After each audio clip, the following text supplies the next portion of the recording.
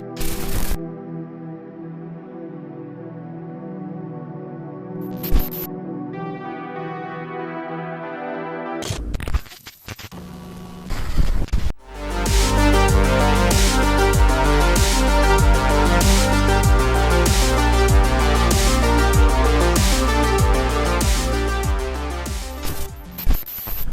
is going on, my fellow movie nerds and geeks alike? Hi! Yes, today we are going to be talking about Danny Boyle and Alex Garland reuniting almost 2 decades later to continue the storyline that they started with 28 Days Later with this year's 28 Years Later. 6, 11, 5, 4, 17, 32 the day. Now, we loved the original 28 Days Later, like, so much, especially upon revisiting it this past week before seeing this new one. It reinvigorated the zombie subgenre to, the umpth degree. It brought them back tenfold, long before even The Walking Dead kind of, burned us all out on zombies. This is the reason why zombies came back in a big way. And part of that reason is because of how great the directing style of Danny Boyle was, and how great the writing by Alex Garland was. So, was 28 Years Later a massive return to form, a huge hit? Let's do it. And before we go any further, there probably will be spoilers in this review. So if you haven't seen the movie and don't want anything ruined, I suggest seeing the movie before you go any further with this video. And save our video for later. It starts off again with another amazing, crazy prologue where we see a bunch of kids slaughtered as they're watching Teletubbies, and one of the kids runs out to meet his father priest, who is just talking about how he's so excited that, judgment and the rapture is coming, and he lets himself get eaten by all these infected people while the son runs away. Now, the little kid we don't see again for a long time, but he shows up again at the very end. We will get there. Bruh.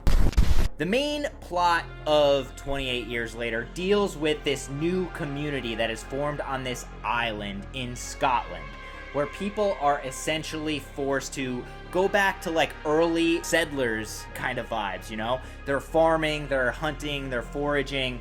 It's a coming-of-age story about this young boy played by Alfie Williams, who does a fantastic job. His name is Spike. And as kids become teenagers, they go out with their fathers to the mainland. And the reason this island is protected from the mainland where all the infected still live is it's a causeway that connects the island to the mainland.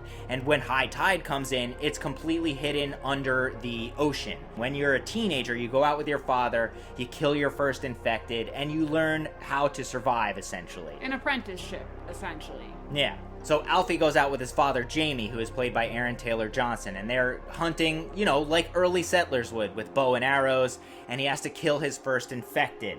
We meet all the new infected that this world has introduced us to. So Danny Boyle and Alex Garland have essentially shown us now that the infected, the rage virus, people are now evolving just as much as people are. They are introduced to an alpha, who is essentially this giant, jacked-up leader of some of these infected, who has a giant foot-long wiener. Bruh. He doesn't exactly eat people. He's just a big, muscly-bound, steroid-looking dude who rips out people's spines and skulls. And we're also introduced to the slimy, slow, crawling infected, who somehow, for almost 30 years, have been surviving off slurping up worms from the ground, and I guess eating anyone they possibly come across. But didn't they die off after 28 days of starvation in the original film? Kind of weird and kind of a plot hole. I get it, zombies aren't real, and Alex Garland and Danny Boyle can kind of create what they want here. It didn't exactly work for me, though.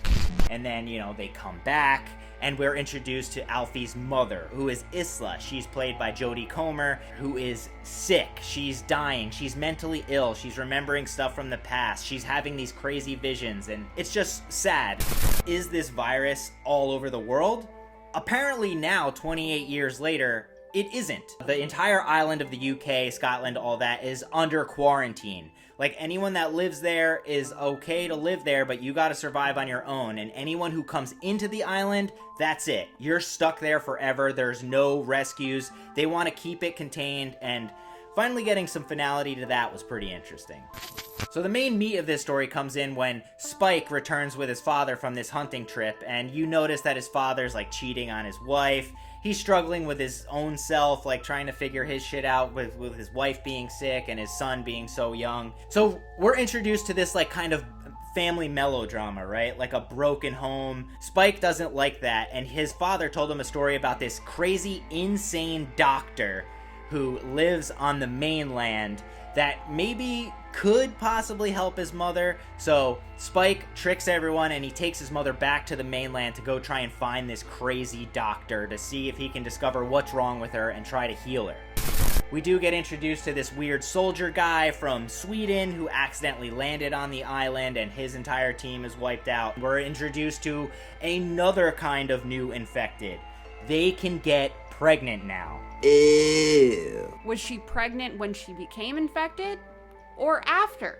Who is your father, and what does he do? It's just so bizarre. Like, I get it, you know, maybe she was pregnant before, but is like the alpha having sex with other infected. We get to witness her give birth. The really weird part is that it's a totally healthy, normal, non-infected baby. I get it. You can invent new ways to your lore however you see fit. This didn't work for me. But then we eventually meet Ray Fiennes, who is the crazed doctor living on the mainland. He's covered in iodine because apparently the virus doesn't like iodine. He is taking all the dead bodies and using their bones to make this giant Memento Mori. Memento Mori, as he calls it, of a bunch of statues and a giant skull pyramid that he's constructed of all these dead people. He tells her that she's essentially dying of cancer. Nothing that he can do for her. It either started in her brain and spread to her body or vice versa, and that explains all of her lashing out in the beginning of the movie. We do get all these wild visions while infected are attacking them and all this stuff of like old battle sequences, like everyone's having visions of like these old, like, you know, Roman soldiers like throwing spears and stuff. So it's like a weird kind of like trippy visual that Danny Boyle has enacted here. And we also get these weird visions that the mom has and everyone's dreaming of like this darkness where all the infected are running around and their eyes are glowing red. It's very bizarre, but super effective in instilling like fear and just like visions of the past and where we are now. It's very interesting, I'll give it that. But the mom, she just disappears, and I guess Ray Fiennes just decides that, you know what, we're just gonna burn you and we're gonna put your skull on top of my pyramid. He Kevorkians her. And this poor kid, Spike, he's dealt with so much trauma. He's coming of age, he's trying to help his mom, and he doesn't even know what cancer is. He doesn't realize that it cannot be helped. But Ray Fiennes like takes the skull, hands it to Spike, and Spike puts it on top of this pyramid.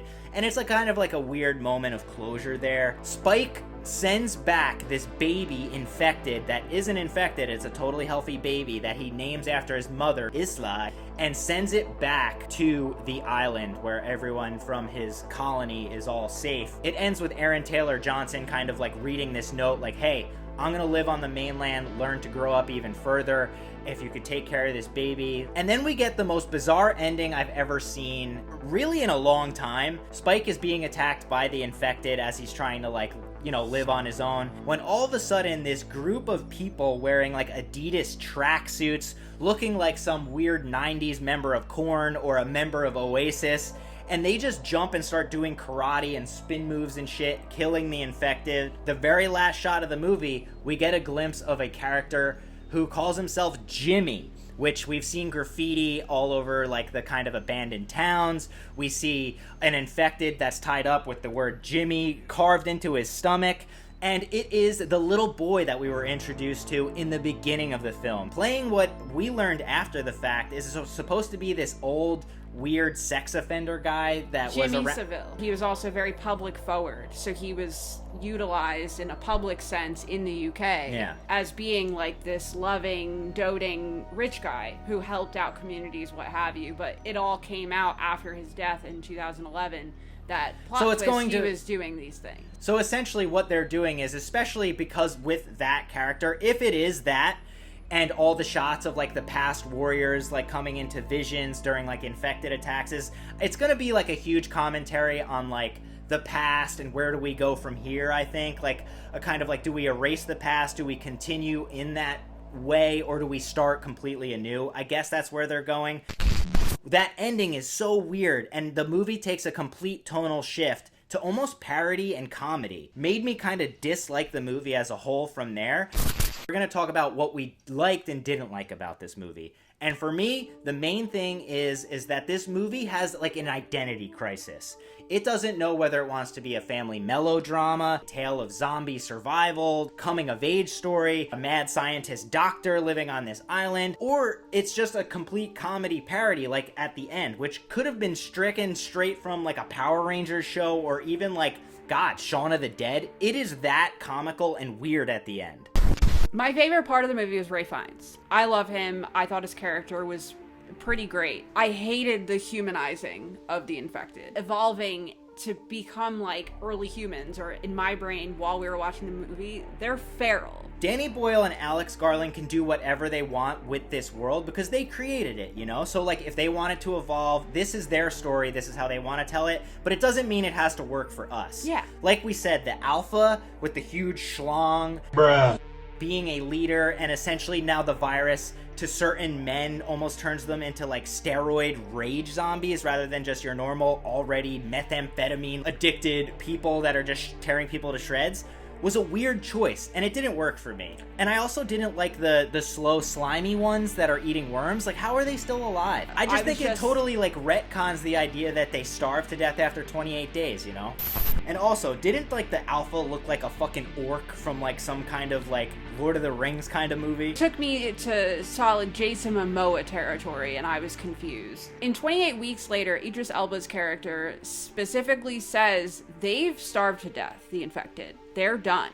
Which I would imagine is from people being quarantined, like separated from the infected for so long that the infected actually die off because they don't have humans to eat. Yeah. But now these infected are eating food, I'm under that impression, because they're eating worms, stay off surviving the mainland. On worms. It's weird. So unless there's just other villages that they'll touch on later coming in from opposite ends of the mainland, like this colony on that island. Yeah.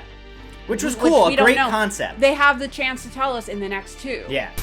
That brings us to my next big problem with the film, is that before this even came out, they signed up for a trilogy. It's a big Which problem. means that a lot of storylines within 28 years later have no finality, they have no kind of like end, so it feels like just a bridge to get to the next two films, which... Don't get me wrong, I enjoyed the film. I thought from a filmmaking standpoint, it was well done. They did a great job. Like, I really loved Spike. I really loved Ralph Fiennes. I loved the family dynamic. It's very real feeling. It's exactly how a real family would have felt, especially going through something so traumatic as this. But can you just give me at least one great movie before we go into sequel mode and you start baiting me with ideas that you're not going to fully flesh out yet? It's just frustrating, and the same problem was had with David Gordon Green's Halloween trilogy, and look at how much it failed the Exorcist trilogy, that they didn't even get any sequels. They're building this huge new world that's going to hopefully be fleshed out, so like we don't know exactly what's going on. We don't know where it's going. They could, because they're procreating normal, healthy children, maybe they're procreating to provide more food. Yeah. He could have been chasing Spike down for the baby because, give me that baby. But Maybe. He could have been trying to eat his own kin. It's not connecting the dots because he is an infected monster at this point. I think like all the special effects and stuff were really good. Like, it's super bloody and violent at times, but I was kind of disappointed that the infected kind of take a back seat here. So we're kind of focusing more on Spike and the family drama and like his coming of age story. But I really liked, even though this was shot on an iPhone 15, which it worked. I thought it did a great job. There's moments when like they're shooting the infected with bow and arrows where you're really tense and scared. Like, it's fast cutting, fast editing, and there's this 3D effect where like they have like almost like 30 something like iPhones, and you get this like three-dimensional view of like an arrow going through an infected that kind of looks like a little bit of something out of a video game. But I thought it looked great, and it was super inventive, so kudos to the cinematography in this. Is not as shaky or trembly as like, say, the digital video of 28 Days Later, but you get the kind of same vibe there. My main gripe is the fact that this feels incomplete. We're not learning enough. I really didn't like that it takes so many tonal shifts from family melodrama to zombie outbreak to all of a sudden parody with this comical group of like dancing karate people killing zombies at the end. Like, what the fuck was that, man? It completely looks out of character for the rest of the movie, which is very kind of dark and sad almost. But even the connection with Jimmy Saville, clearly with the look, makeup, costume, what have you, went with was based around this man. Yeah. There's no denying that. I've seen enough photos at this point. But what's the connection to all of this other than just UK melodrama? Again, it comes back to feeling incomplete. Another thing I really missed was the rundown, abandoned, like London, like cityscape. This one takes place kind of like in like almost like the mountains, a Scottish island. But I still think it looked great. Set design, makeup and stuff were incredible. But I found myself really missing the cityscape. And another thing I really missed was John Murphy's score. It's something about that score is so effective and just scary to me that I found myself craving it, and we only get a little taste of it near the end. I think the movie's great. It's well written. It's very well acted. I think the story is trying to tell something great. The world they're building is awesome. It just kind of pitter-patters out with incomplete lore. It doesn't go anywhere with certain storylines. Like, I want to know more, which I guess is the point. Very unique, very original. I am going to rate this movie as a 2.5 out of 5. Same.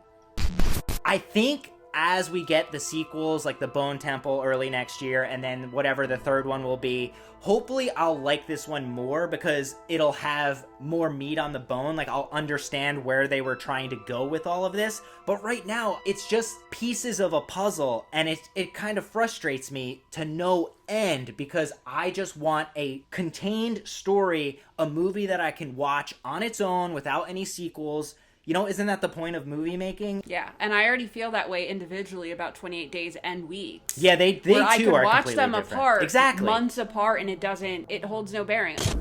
Another thing I want to point out that was similar between Years and Weeks was the shitty dad and husband component. Which seems to be an underlying thread here. But Weeks was created by the other guy. Yeah. So I don't know. That's all I got. Anyway, guys, that's our long-winded thoughts on 28 Years Later. Did you like it? I know a lot of people really loved it. So many different movies and ideas thrown into one that it was just not feeling cohesive. Yeah. But filmmaking-wise, great job, Alex Garland and Danny Boyle. You guys know what you're doing. I just hope I can enjoy this more when it's fully fleshed out. Why'd you have to sign up for a trilogy, man?